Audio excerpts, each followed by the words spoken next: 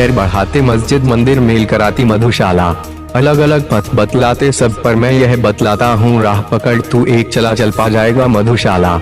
जी हाँ, कोरोना ऐसी वैश्विक महामारी में हुए देशव्यापी लॉकडाउन के तीसरे चरण में धर्म नगरी के धर्मस्थलियों के कपाट तो नहीं खोले गए, लेकिन मंदिरालय के कपाट जरूर खोल दिए गए हैं। इसीलिए कहते हैं कि बैर बढ़ाते मस्जिद मंदिर मेल कराती मधुशाला। यूपी के योगी राज्य में लॉकडाउन के चलते देश की बिगड़ी अर्थव्यवस्था को ढर्रे पर लाने के लिए केंद्र सरकार ने भले ही शराब की बिक्री पर लगी रोक हटा ली है, लेकिन शराब के शौकीनों के लिए मानो काफी अरसे बाद कोरोना एक्स्ट्रा की भी एक नई सौगात मिल गई है। वहीं सरकार की तरफ से लॉकडाउन 3 की जारी हुई गाइडलाइंस की फेहरिस्त बड़ी लंबी है, पर शराब की दुकानों के लिए जारी निर्देश अलग से है। केंद्र सरकार की तरफ से शराब की दुकानों को खोले जाने को लेकर जारी हुए आदेश में दिए गए निर्देशों के अनुपालन में प्रयागराज में शराब की दुकानों के बाहर लोगों की 6 फीट के फासले से लंबी लाइन भी लगी रही है, वो भी पूरी तरह से सोशल डिस्टेंसिंग का ख्याल रखते हुए। दुकान में खड़े सेल्समैन भी सोशल डिस्टेंसिंग का पालन कर हर तरह के एहतियात बरत रहे हैं, तो कहीं कुछ दुकानों के बाहर सोशल डिस्टेंसिंग की धज्जियां भी उड़ाते हुए लोग दिखाई पड़े, जिसको पालन कराने के लिए प्रशासनिक अमले और इलाके पुलिस के अलावा पूरे शहर में आबकारी विभाग को अच्छी खासी मशक्कत करनी पड़ रही है। हमारे जनपद में 821 शराब की दुकानें हैं, मॉडल शॉप मिलाकर के, देसी अंग्रेजी बियर मॉडल शॉप। उनमें से 9 दुकानें कंटेनमेंट एरिया में आ रही हैं, तो उन्हें छोड़ करके बाकी सारी दुकानें खुली हैं। शुरुआती 1-2 घंटे में दिक्कत हुई है, जब लोगों को लगा कि दुकान खुली है और एकदम सब लोग निकल पड़े, दुकानों पर भीड़ लगा ली। लेकिन पुलिस प्रशासन, आबकारी विभाग के पुलिस, आबकारी के सिपाही, आबकारी के इंस्पेक्टर, ये सब पूरा क्षेत्र में घूमे हैं, अनुज्ञापियों से संपर्क किया गया है। उसके बाद से सिस्टम से पूरी व्यवस्था के साथ सोशल डिस्टेंसिंग मेंटेन करते हुए दुकानों से बिक्री कराई जा रही है। लोगों के मन में एक भय था कि आज खुलेगी कल बंद हो जाएगी, ऐसी स्थिति नहीं है। शासन ने निर्णय लिया है, दुकानें खुलेंगी। उत्पादन का कार्य भी आरंभ करा दिया गया है। गोदामों पर, थोक के गोदामों पर भी हमारे पास मदरा है, तो जनपद में मदरा की कमी नहीं आने देंगे, क्योंकि इससे सीधे राजस्व प्रभावित होता है। यही नहीं, शराब की बिक्री के लिए क्या मापदंड होंगे, इसके बारे में भी निर्देश जारी हुए हैं। ऐसे में एक व्यक्ति एक बार में कितनी शराब खरीद सकता है, इसके भी नियम बनाए गए हैं।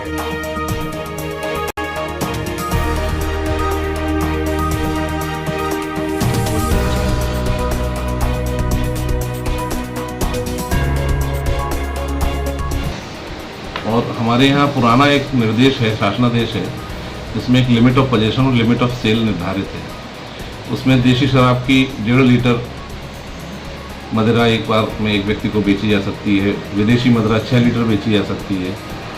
लेकिन एक हम लोगों ने निर्देश जारी किए हैं उच्च अधिकारियों से प्राप्त होने के बाद, क्योंकि अचानक एक दिन 40 दिन के लगभग के बाद एक लॉकडाउन खुला है, तो एक व्यक्ति को एक बोतल से ज़्यादा मदिरा न दी जाए। कोशिश किया जाए कि सभी को मदिरा मिल जाए और सप्लाई सुव्यवस्थित चलती है। वहीं जारी हुए नए नियमों में खास बात ये भी है कि बड़े शहरों में बने बार तो बंद है, लेकिन मॉडल शॉप में अब लोग बैठकर शराब नहीं पी सकेंगे, न ही कोई खुलेआम सड़क पर शराब का सेवन कर सकेगा। अगर कोई नियम का उल्लंघन करता है तो उसके लिए गंभीर परिणाम पहले से ही सरकार ने तय कर रखे हैं। देखिए, मॉडल शॉप में पहले पिलाने की व्यवस्था जो चली आ रही थी उसको प्रतिबंधित कर दिया गया है। इसी तरह देशी शराब में भी दुकान के अंदर बैठ के पिलाने की व्यवस्था थी, उसको भी प्रतिबंधित कर दिया गया है। केवल क्योंकि वहाँ बैठ करके लोग सोशल डिस्टेंसिंग नहीं मेंटेन कर पाएंगे, वहाँ पास बैठेंगे और कोरोना संक्रमण फैलने का खतरा है। इसलिए सभी दुकानों पर केवल क्रय करें, मॉडल शॉप पे भी क्रय करें, अपने घर जाके पिएं, सार्वजनिक स्थान पे ना पिएं। सार्वजनिक स्थान पीते पाए जाएंगे तो उनके विरुद्ध आईपीसी की धाराओं में कड़ी कार्रवाई करवाई जाएगी। लॉकडाउन की स्थिति में ये इन पे कोविड-19 का भी जो महामारी का एक्ट है वो भी लागू होगा, और धारा 144 का उल्लंघन पाया जाता है तो वो भी लागू होगा, तो उस मामले में जेल भी हो सकती है। तो गंभीर परिणाम है उसके? जी, उसके बहुत गंभीर परिणाम होंगे अगर लोग सड़क पे या सार्वजनिक स्थान पे शराब पीते पाए जाते हैं। ऐसे में पिछले 40 दिनों से चल रहे लॉकडाउन के चलते जहां एक ओर सरकार को काफी राजस्व का नुकसान हुआ है, तो वहीं शराब व्यवसायियों में अब मॉडल शॉप में बैठकर पीने पर लगी पाबंदी से खासा नुकसान होगा। देखिए नुकसान तो जो होएगा हमारा प्रॉफिट का वो तो होएगा, जो सरकार ने पाबंदियां लगाई है कोरोना के उसके, तो उसका तो सरकार के आदेश का पालन करना है हमें। और नुकसान तो जो हो रहा है तो होएगा, बाकी जो मॉडल शॉप में बैठ के पीने की व्यवस्था है वो कोरोना की वजह से नहीं है।